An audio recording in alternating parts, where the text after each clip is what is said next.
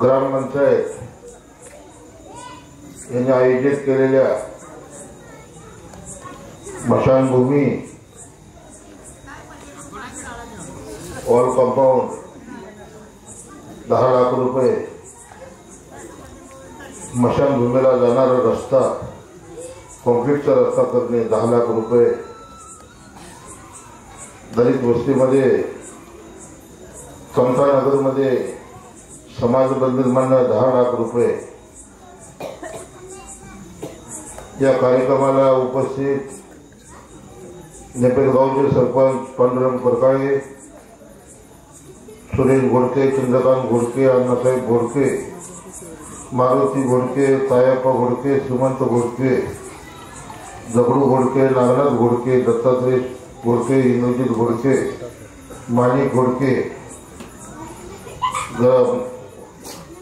मंचावर उपस्थित असणारे माझे सहकारी मतदारसंघातून आलेले सरपंच, रामिंगणीचे सरपंच संभाजी लिंगरे, खराडवाडीचे सरपंच लिंगराज होनमाने, आमचे जामगाव बुद्रुकचे डेप्युटी सरपंच हाके, गोपाळपूरचे सरपंच अरुण बनसोडे, उपस्थित सर्व आजी माजी नेपथगावचे सरपंच, ग्रामस्थ बंधू आणि भगिनी, आज आपल्या गावामध्ये काही विविध विकास कामांच्यासाठी महाराष्ट्र शासनाकडून आदरणीय मुख्यमंत्री एकनाथरावजी शिंदे साहेब यांना विनंती करून जी उपेक्षित गाव आहे मोहोळ मतदारसंघामध्ये, त्यात आपल्या पंढरपूर तालुक्यातली 17 गाव आहेत आणि त्या 17 गावामधलं नेपथगाव हे एक गाव आहे। आपण या गावच्या ज्या वेळेला सरपंच, माजी सरपंच, ग्रामस्थ माझ्याकडे नेहमी भेटायला आले, मला कुठलंही काम सांगितलं तर मी कधी त्यांना माघारी पाठवलं नाही। जे सांगत ते काम करतो। ग्रामस्थांना विनंती करतो, आता प्रत्येकाने आपलं मनोगत व्यक्त करताना मी आमदार व्हावे अशा शुभेच्छा दिल्या, परंतु आमदार नसताना सुद्धा मोहोळ मतदारसंघामध्ये गेल्या 2.5 वर्षाच्या कालखंडामध्ये शेतकऱ्यांसाठी सर्वप्रथम रस्ता आणि शेतकऱ्याला पाणी हे जर दिलं तर या जगात शेतकऱ्यासारखा कुणीही सुखेल नाही। तो या जगाचा अन्नदाता आहे, हा जगाचा पोशिंदा आहे। परंतु देशाला स्वातंत्र्य मिळाल्यानंतर 75 वर्षानंतर सुद्धा आज आम्हाला रस्त्यासाठी आणि पाण्यासाठी झगडावं लागतं। आज मतदारसंघातले विद्यमान आमदार सांगतात की 2700 कोटी रुपयाचा निधी या मोहोळ मतदारसंघासाठी आला। 2700 कोटी रुपयाचा निधी जर मोहोळ मतदारसंघासाठी आला असेल तर मग नेपथगावला किमान 20 कोटी रुपयाचा निधी आला पाहिजे होता। 142 भागिले गुणिले करा 2700 कोटी। पत्रकार बंधू इथं आहे, जरा ह्याही बातम्या लावा, कारण दादागिरी, दडपशाही, तानाशाहीला पंढरपूरची जनता कदापि घाबरत नाही। त्यामुळं एके गावाला 20 कोटी रुपयाचा निधी, अशा पद्धतीने 2700 कोटी रुपयाचा निधी आला, अशी जनतेची दिशाभूल करण्याचं काम या विद्यमान आमदारांनी चालू केलं। मी या 17 गावांमध्ये आज सकाळी आंब्याला होतो, प्रचंड मोठ्या प्रमाणामध्ये आंबेकरांनी माझं स्वागत केलं। आंबे गावाला आपण 70 लाखाचा निधी दिला होता, त्याच्या पुढे चळेगावाला गेलो, चळेगावाला सुद्धा आपण 80 लाख रुपयाचा निधी दिला होता। आज प्रत्येकाच्या बोलण्यामधून एक होतं की भाऊ तुम्ही कोणत्याही पदावर नाही,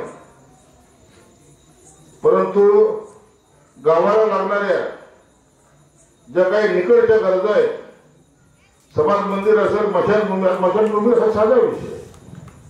माणूस आयुष्यामध्ये शेवटी जातो कुठं तर मशानभूमीत जातो, आणि नेपथगावचं दुर्दैव असं होतं की नेपथगावची मशानभूमी एक कधी पाहिली होती। मला सरपंचांनी विनंती केली की आम्हाला काय नको, परंतु नेपथगावच्या मशानभूमीसाठी वॉल कंपाऊंड, नेपथगावच्या मशानभूमीला जाण्यासाठी एक चांगला कॉन्क्रीटचा रस्ता, काय मागितलं असं तुमच्या सरपंचानं माझ्याकडे, तर मशानभूमीचा विकास करा. आणि मग बांधवांना असं वाटतं की मग 2700 कोटी गेले कुठे.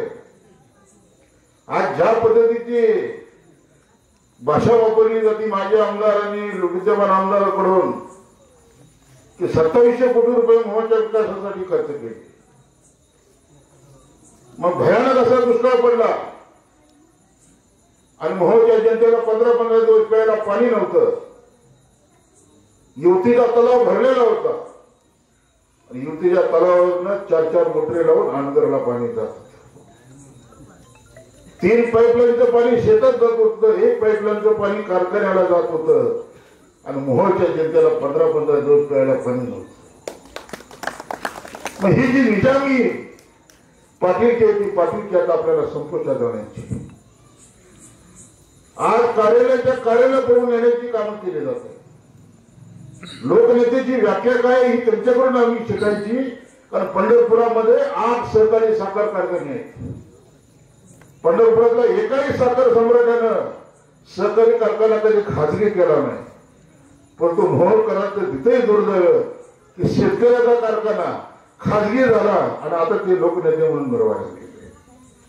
या पंढरपूरच्या 17 गावांना मी कळकळीची विनंती करतोय. बांधवांना 2009 ची निवडणूक झाली, नेपथगावच्या लोकांनी मतदान केलं.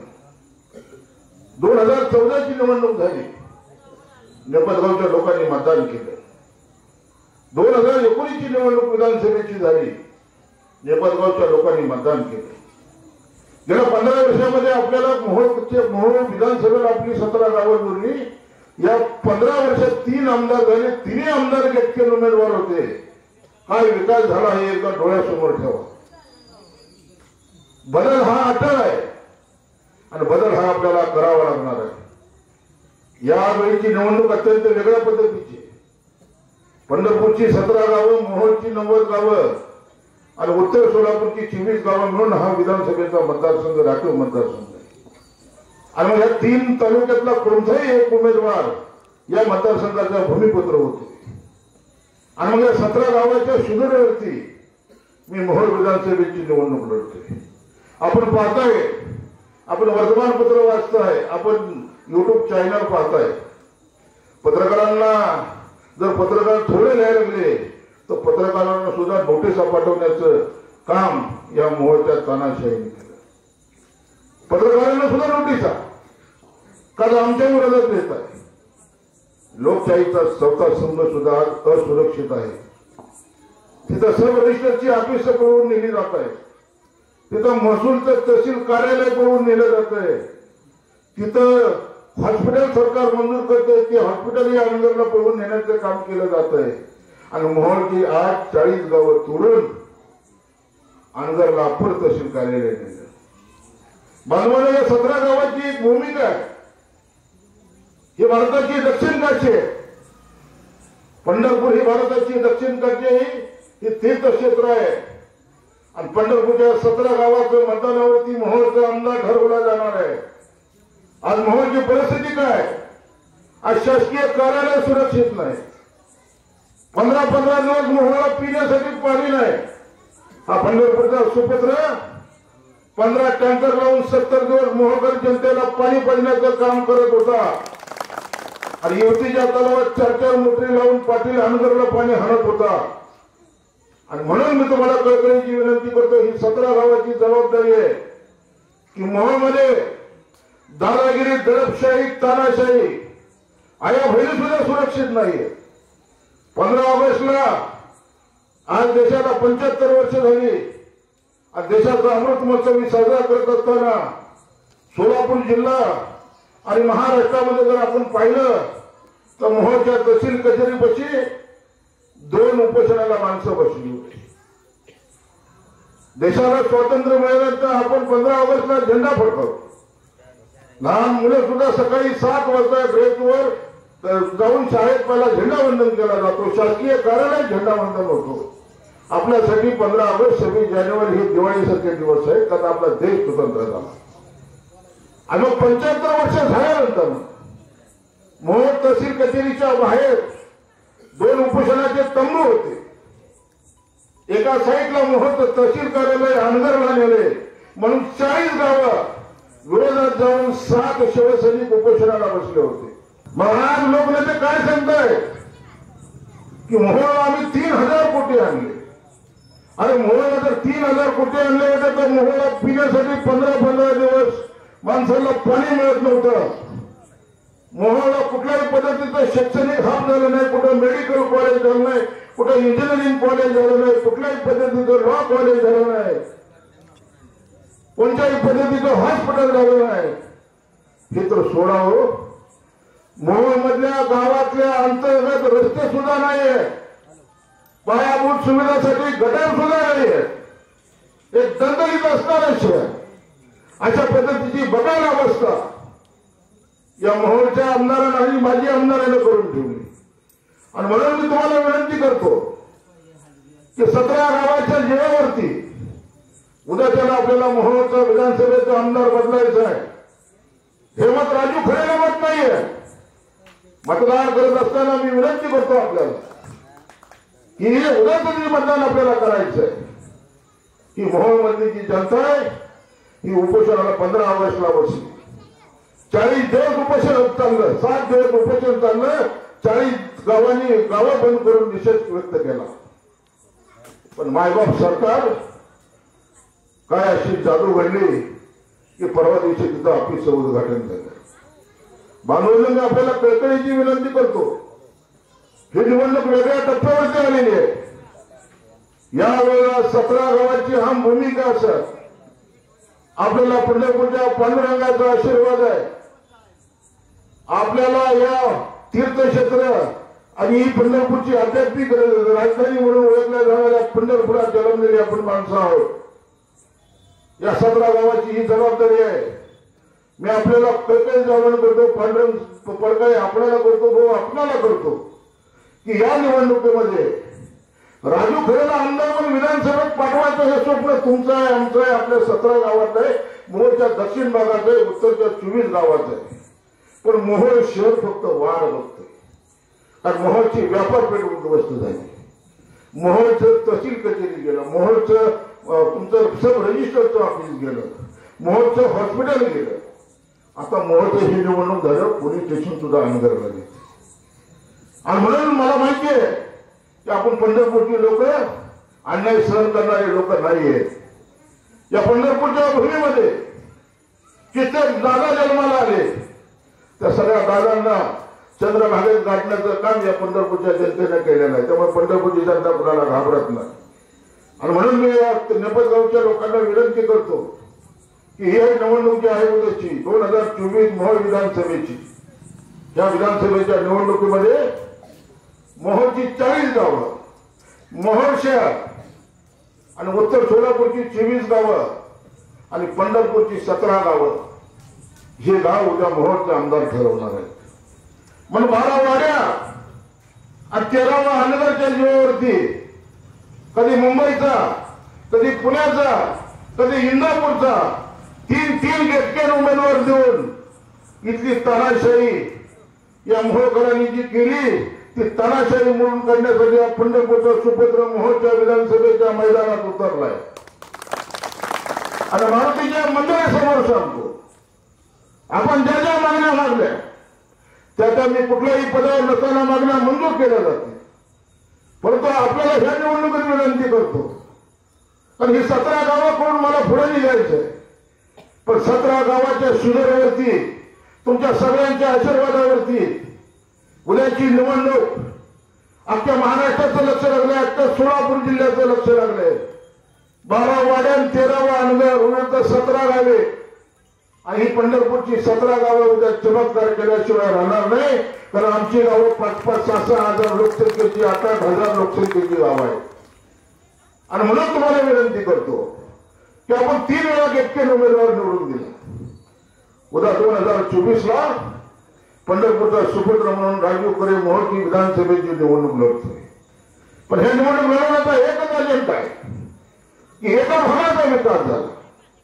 आज पाहतोय मी, आज आंब्याला पाहिलं, चढायला पाहतोय, कोणती सरकोलीला पाहिलं, काय रस्त्याची अवस्था आहे. आपल्या आपल्याला सांगतो, विटेला जावा, पोरगावला जावा, आम्ही चिंचोलीला जावा, फुल चिंचोलीला जावा, मागं त्या शेतकऱ्याला आपण रस्ता देण्याची भूमिका. एक एक गावामध्ये 4-4, 5-5 रस्ते देते. जिथं सरकार कमी पडलं तिथं आपण सो करतोय ना शेतकऱ्यांच्या रस्ते. आणि 1-2 ठिकाण आपण टाकलेलं आहे. पुढे रस्ते आपण करून दिले. आणि मग आंबे चिंचोली असेल, पुळूज असेल, पुळूजवाडी असेल, विटे असेल, पोरगाव असेल, तुमची सरपणी असेल, आंबा असेल, आधी आंब्याची लोक आलेले. आंब्यामध्ये 2 रस्ते आपण सो करता तुम्ही करून दिले. 2 गाड्या ना 200 गाड्या मोडून पडला तेव्हा रस्ते झालेले.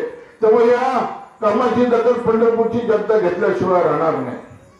आणि मग ही जी वेळ आमच्यावर आली ती 2009, 2014, 2019 ला जी आपण ही उमेदवार जे गेटकन निवडून दिले, या उमेदवारांनी आपल्या 17 गावाकडे दुर्लक्ष केलं. आपल्या गावाकडे रस्ते झाले. आपण जर अनगर भागामध्ये गेला तर यांच्या वाड्या वस्त्यापर्यंतचे रस्ते डांबरे. सारा 2700 कोटीचा निधी सारा इकडेच गेला. 142 गावाचा हा मतदारसंघ, त्याच्यामध्ये मोहोळ शहर आणि विकास ठराविक भागाचा. आणि म्हणून ही दादागिरी आपल्याला उद्या मोडून काढायची असेल तर मी तुम्हाला कळकळीची विनंती करतो, कोणत्याही पदावर नसताना 40 लाखाचा निधी देतो. आज आपण मला 2-3 कामं सांगितली. हे जे रस्ते मला सांगितलेले तेही रस्ते 1 महिन्याला निवडणूक येईल, सरकार निधी देईल नाही देईल मला माहिती नाही, परंतु दोन्ही रस्ते सो करतातून केले जातील. आणि राहिला विषय की हनुमान मंदिराच्या समोर आपल्याला पावसामध्ये जी काही गैरसोय होती, या गैरसोयीसाठी आपण गेल्या आठवड्यामध्ये फुल चिंचोलीला बाळूमामा मंदिरासाठी 10,000 लोकांना बसण्यासाठी 20 लाख रुपयाचा सभा मंडप दिला. आपल्याकडे जागा किती आहे ती उपलब्ध करून द्या. अत्यंत चांगल्या पद्धतीचा लोखंडी पत्राशेडचा सभा मंडप राजू खरे बांधून दिल्याशिवाय स्वस्त बसणार नाही. आणि पुन्हा एकदा नेतृत्वाला मी विनंती करतो की 17 गावाची जी उद्याची जी निवडणूक आहे, या बदलामध्ये 17 गावांना अहमपूर्ण निवडणुकीमध्ये भूमिका बजावायची आहे. एक मत आपलं महत्वाचं आहे. कारण आपलं मत हे विकासाला मत पाहिजे.